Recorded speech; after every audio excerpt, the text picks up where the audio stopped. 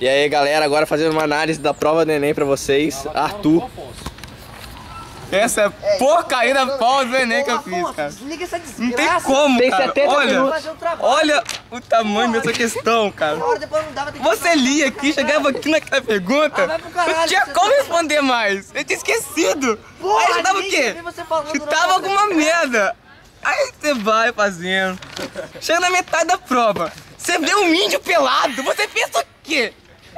Que merda é essa, cara? Não tem como. Acabar com a bateria.